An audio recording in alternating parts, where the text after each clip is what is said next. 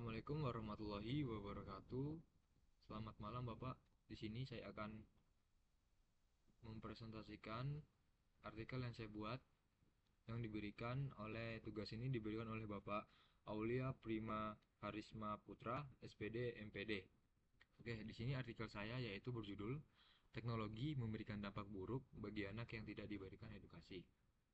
Nah, di dalam artikel ini terdiri dari beberapa bagian, yaitu bagian abstrak, pendahuluan, dan metode pembahasan dan kesimpulan, saran serta daftar pustaka.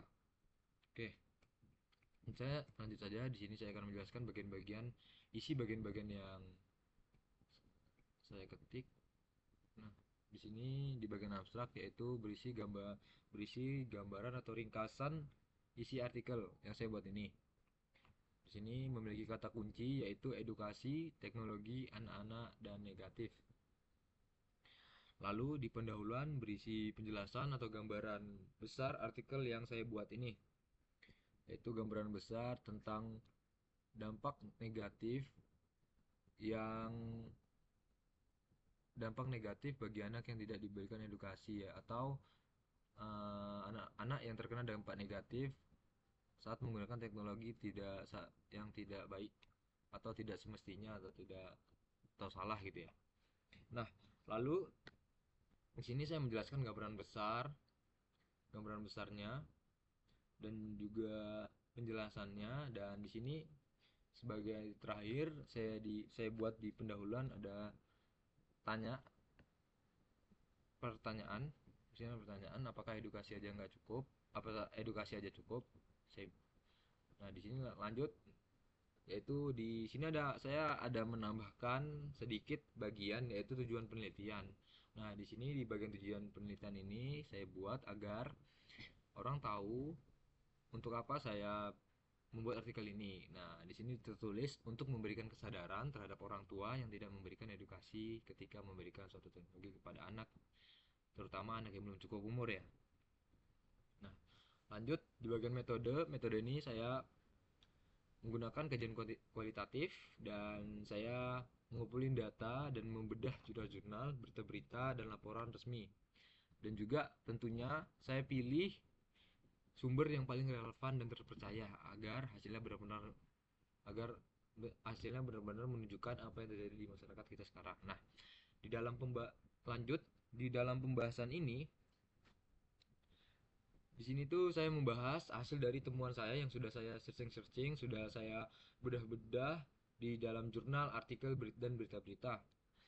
Dan saya berikan contoh ada empat contoh, yaitu anak di bawah umur dan diculik setelah kena media sosial, dan penyebab anak sering melawan orang tua, pengendara di bawah umur jadi penyebab lak lantas, 48% anak jadi korban cyberbullying. Nah, di sini selain contohnya, saya juga membuat kenapa itu terjadi, atau penyebab terjadinya dampak negatif yang saya berikan itu. Nah, di sini saya memberikan 5 faktor penjelasan kenapa dampak negatif itu terjadi.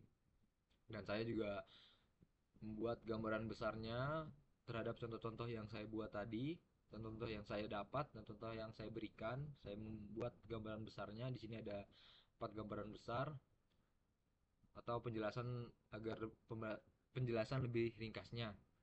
Nah, lalu di sini saya buat solusi permasalahan dari dampak negatif yang sudah terjadi itu, atau solusi permasalahan dari dampak negatif tersebut. Saya di sini membuat sekitar 5 solusi, 1 2 3 6, ada 6, maaf Pak, 6. Ada 6 solusi dari permasalahan tersebut, dan juga disertakan oleh penjelasan secara rincinya solusi tersebut.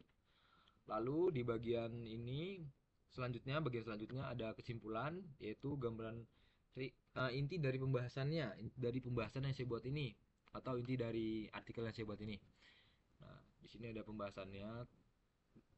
Lalu setelah itu kesimpulan, ada saran saran yang saya buat ini buat beberapa faktor kayak orang tua, guru, dan sekitarnya. Ada 3 saran yang terutama. Nah, Terus ada selanjutnya ini ada tambahan yaitu saran atau pandangan ke depan.